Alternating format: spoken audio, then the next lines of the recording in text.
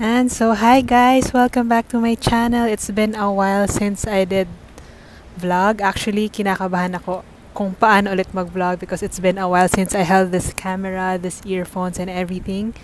So, as you can see, nandito ako ngayon sa Botanical Garden. Actually, ang tagal ko na to gusto ipakita sa inyo kaso parang lagi akong nawawalan ng time, nawawalan ako ng oras, nawawalan ako ng ano ba? Basta parang ang laki niya kasi. Actually, hindi ko mapakita lahat kasi nga sobrang laki dito sa Botanical Garden.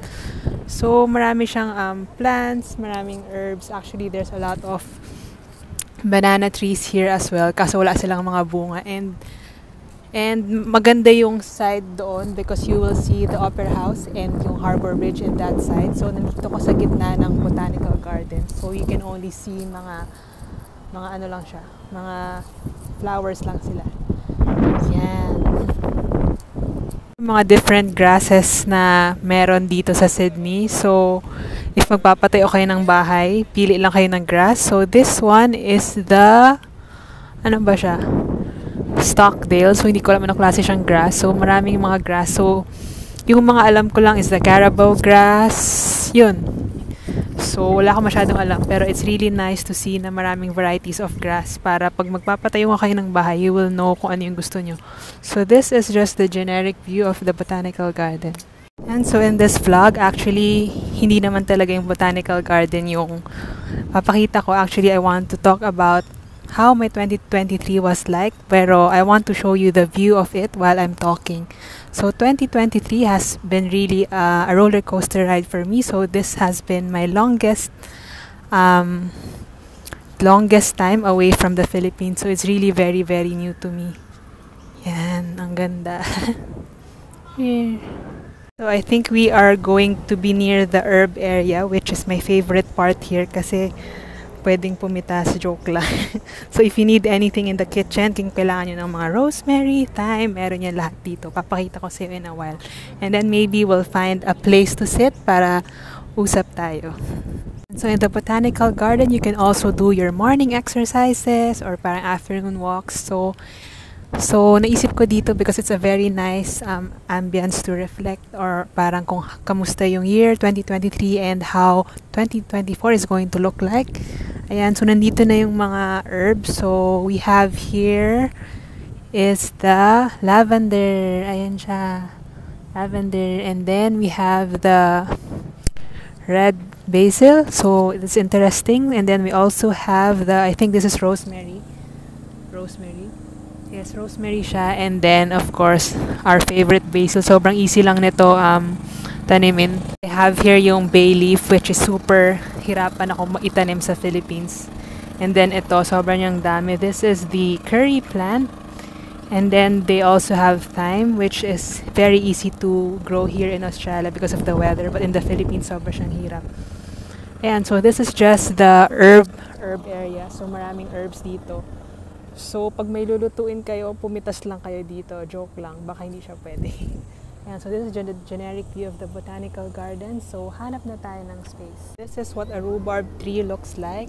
So I think ito yung mga ginagamit this part, I think. So in my current job, they used to use this for the hamon fruit. So they candied it, this part of the part ng rhubarb. And then look at these leeks, sobrang laki. It's really, really big. So interesting na how leeks here in Australia are blooming so good even in a normal garden setting like this. Yan, so Botanical Garden is really, really big. So if you are good at walking, there's a lot more there. There's a lot more there. And there's a lot more there. And of course, you can go to that side if you want to see the Opera House and the Harbor Bridge. I think mawawala ako pero okay lang. May nakita akong body of water, so we are going there. So ang hirap maghanap ng bench na walang araw kasi sobrang init talaga ngayon. Actually, sabi parang the sun index is very high, so be careful to go out. Pero ayun, sa labas pa rin ako. So dadalhin ko kayo sa body of water para mas malamig-lamig naman. So I'll show you kung anong itsura niya. So we are going in that area. So ang ganda niya. So I really love to see greens and blue together. Parang sobra lang siyang relaxing, parang just to see God's creation. So, ito yung other side of the botanical garden. So, kanina, nandun tayo, and now we are here. And yeah, so banda doon yung Harbor Bridge. So, to be able to be close to these waves is super, super relaxing. And so, we were just really walking, and we kept on walking, and finally, we arrived the Sydney Opera House. Hindi ko naman balak pumunta dito, but we're here. And that's the bridge. Pero actually, may mas magandang view somewhere up there. Parang ano siya, overlooking the Opera House and the Harbor Bridge. So, yun, tatry ulit natin pumunta dun. Ayan, so we finally found a spot. Pero wala tayo sa bench. So, we're doing the Aussie style. Dito tayo ngayon sa sahig. Nasa sahig ako ngayon. Nasa grass pala ako. And, ayun. So, I just want to talk about siguro yung 2023 ko. 2023 for me was really, I can say, a tough year, pero it's filled with so much learnings. Ano ba? I learned so much about life, about my spiritual life, kasama na rin yung mga love life, yung mga ganyan. Parang, ang dami palang pwedeng matutunan pa. And as a person, I've been through a lot of siguro healing then this year. I've been through a lot of healing, not only physically but also spiritually, emotionally. So it has been a memorable 2023 for me. Mahirap siya, pero parang looking back, parang grabe, I was able to conquer it all, and sobra ako nagpapasalamat sa grace ni Lord, kasi kung wala si Lord, parang nakakabaliw talaga siya, and it's really, really hard to battle it here in Australia, given that wala rin naman akong family here. But God has blessed me with so many people who loves me here. God has blessed me with a lot of people na parang strangers din sila actually, and parang mga ano sila, parang alam mo yun, parang random people in my life na sobra kang blessed. Actually, even yung workplace ko, sobra silang mababait, and parang they are really, really nice with my current workplace now. And I've been through a lot of workplaces, and in every workplace, I've really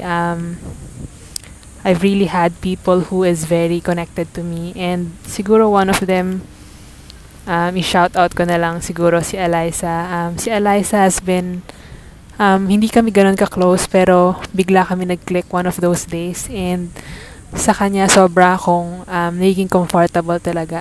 She has seen all my ups and downs and lahat ng times na parang hindi ko na kaya. And even with Dolly, para siyang yung mother ko dito, and sobra akong blessed to have her in my life. And even si Anna din, si Anna yung parang hindi mo siya mahagila, pero siya yung taong laging on the go, like kang hahanapin pag gusto lang kumain or gusto lang ng adventure elsewhere. And then si Brian din, sobra akong blessed magkaroon ng friend na Christian na alam mo yun, sasabihan ka ng hard truth. And marami pa sila actually dito na sobrang hindi ko akalain that na magiging ka-close ko, lalo na yung parang mga tao sa school who have been helping me talaga after my surgery, because yun nga, as you all know, nagkaroon ako ng surgery sa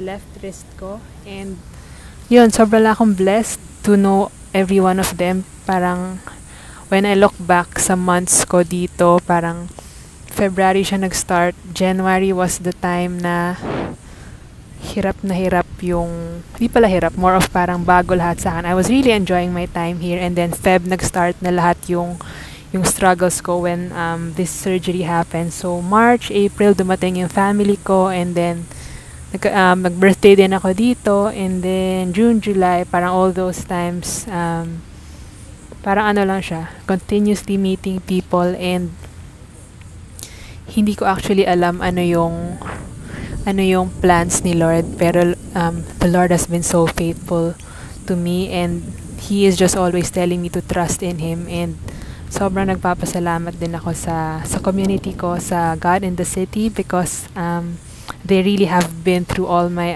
heartaches, heartaches talaga. As in, parang emotional breakdown, not only sa life, but also sa work. And parang yung mga battles mo spiritually from childhood traumas and everything, parang every time you just be with that community, para kang nare-refresh. And God has been blessing me so much.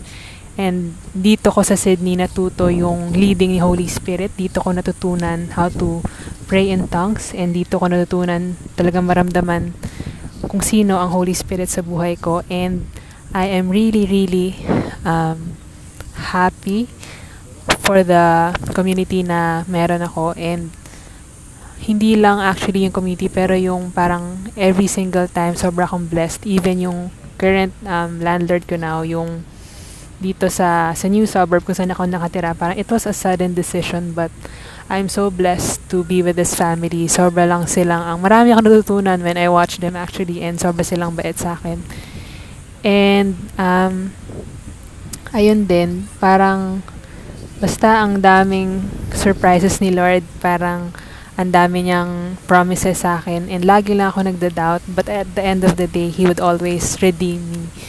So, ayun lang naman yung quick update ko. Actually, hindi siya sobrang detailed, but I just want to let you know that 2023 was really a journey for me to learn about a lot of things, a journey for me to heal, to grow, and to know myself even better. And I'm really excited for 2024, and I am believing that 2024 would be a year of breakthroughs and miracles, and to parang for me to constantly believe sa promises ni God kahit nagda-doubt ako, kahit may fear. Parang I just really pray that God would be with me. I know He's always with me, pero I pray that yung confidence ko sa Kanya, Lord, yung confidence ko kay God would be greater. And I pray that even for you watching this, I'm really thankful na andito kayo sa kaduluduluhan ng journey ko, and I really pray na mas makaproduce pa ako ng more videos. Actually, hindi ko alam yung contents, pero I just really hope na I would be able to produce more better videos then. And I pray na talagang ayun, mas marami pa akong makwento sa inyo sa buhay ko dito sa Sydney. Mas marami pang breakthroughs ni Lord sa akin. So ayun, thank you for watching this video. If you've liked this video, don't forget to like and subscribe. And thank you for watching this, and see you on my next vlog. Happy 2024 and Happy New Year. Lang din pala, so in 2023, nagawa ko lahat dito. I mean, nakikita nyo naman to. So actually, I was supposed to go to the Philippines para pagawa yung salamin ko, pero wala, nasira na siya. So, in 2023, nagawa ko lahat. Nagpa-blood test ako, nagpa-haircut ako, nagpapalit ako ng salamin, which my new specs will be arriving soon. And nagpa-blood test, nag-surgery na ako. Ayun, basta ang dami. Magpapacheck din ako ng eye, nag-physio na ako. So, parang lahat, grabe, nagawa ko na dito sa Sydney. Marami pa akong magagawa, pero parang, Lord, ang galing, ang dami, parang yung waga identity ko nandito. Parang grabe, ang daming ko nang nagawa sa Sydney talaga. And ayun lang naman na, ayun, sobrang akong nagugulat na in a span of 1 year, I've done so much. I've met so much people here in Sydney, and it has been a journey, and I'm excited for what's to come. I'm believing for what's to come, and I'm excited for the suddenly and miracles ni Lord for 2024. So, let's go 2024.